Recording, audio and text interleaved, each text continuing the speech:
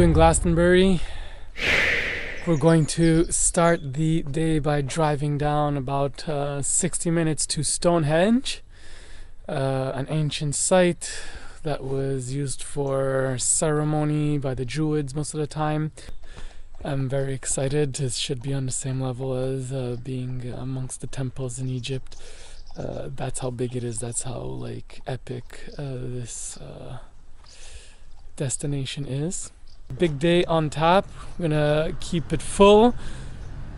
Feeling a bit better. Been fighting this cold for a while, and so here we go.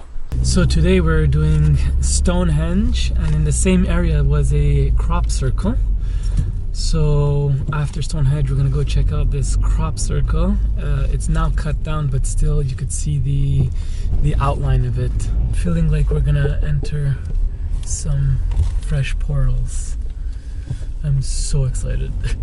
So it seems it was a pre-Stonehenge moment, a Stonehenge time, and then after Stonehenge was built, we started to see more and more burial sites. So it has maybe something to do with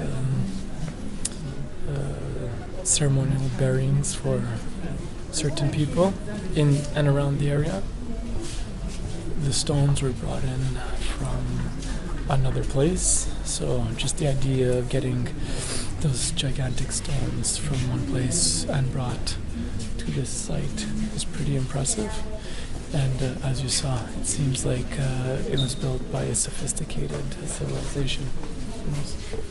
What I see and not only Stonehenge, but also, you know, as a general principle, temple structures all over the world, and my feeling about those things is that when people start to do things like spend enormous periods of time trying to drag around massive stones and create structures, they've gone a little bit insane.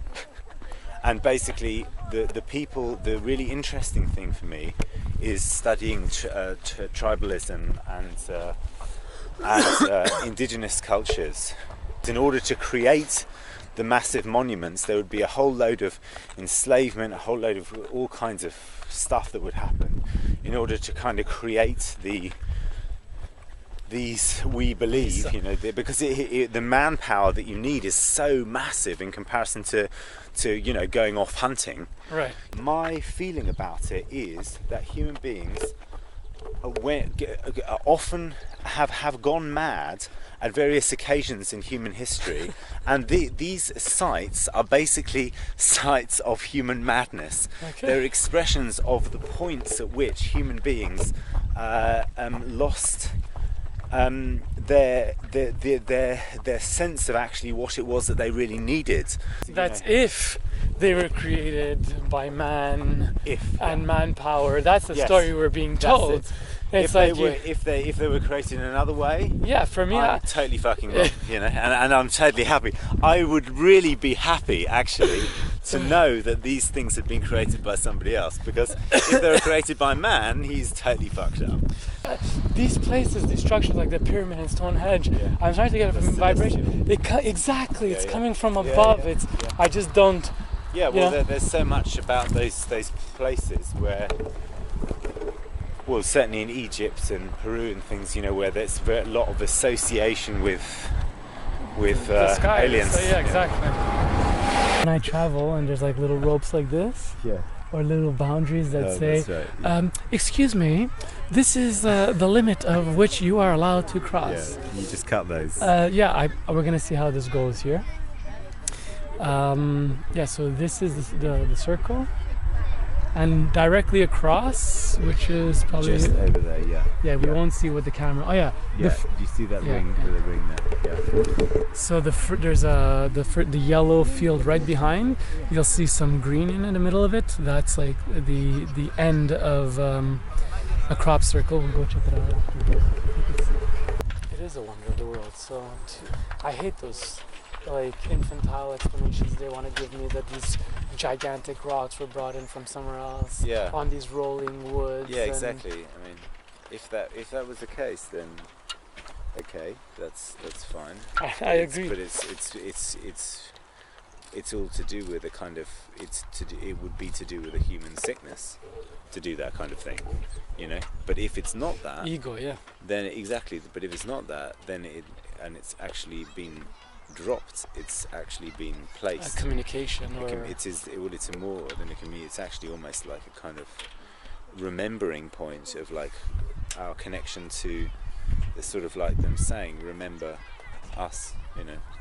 I believe this story that we're talking about, that this More being likely, yeah. a fucking acupuncture point and a reminder of something saying, remember how we connect, remember how we communicate, remember that we exist, remember your centeredness, and here we are looking at it and talking about us, we're remembering. And let's see the thing that actually, you know, after this, let's see the thing that actually has happened like a few months ago, which is literally like potentially from the same energy At the is next door. At the crop circle. It's like the funny thing is that people come along and they kind of think about, you know, they think about what are they about, you know, what are these stones about, what are they doing, you know, all of these things, but actually they're just holding holding point, you know, literally holding point, you know, they're just, you know, other being people, they're just staying where they are and just what exists beyond what the eye could see, and can you connect to that, and can you feel that, and can you have it support your life in some way or another. So that's what this is all about for us when we're checking out sacred sites. So we're headed to the crop circle. Exciting. So it's around here, I think. It's just going to park where those cars are, you see there. Right. So basically, if a crop circle is when a form takes shape in, what is it? What kind of field is this? Wheat? It's a wheat field. The areas where the crops were flattened, the grass can now come through. So when it's rained, what's basically happened is that the imprint of the crop circle has now occurred through the green of the grass coming through. So you can still see it, it's still got the energy there. And you know, so you just get a green crop circle, which is, I think, quite amazing. This is mugwort. This is the original witch's herb, and it's a cleanser that is used in all shamanic practice in Britain and the whole of Europe. It's one of the key things, one of the oldest well-known herbs I think associated with the female. I also was smoking it for a while so that you could do more lucid dreaming. Yeah. And it absolutely works. So instead of like dreaming and being inside your dream, like not knowing that you're part of your dream, you actually like pop out and you're watching your dream happen like through consciousness. It's actually pretty cool.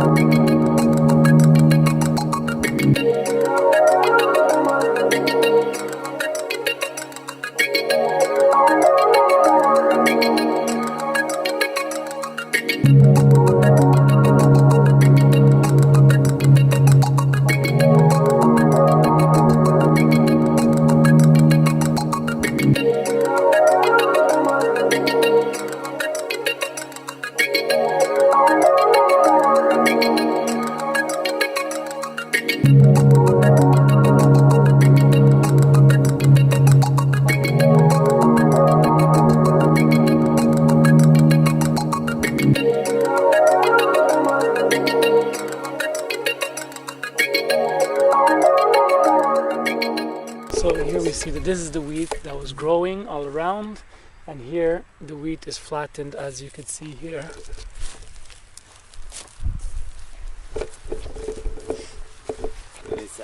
It doesn't look it now, but it's, you can still see the lines are really sharp. You know, it's not like. And there's also this braiding thing that goes on. See, it's like this is one layer on top of another layer. The angles cut, obviously, and they're straight. Yeah, I'm totally.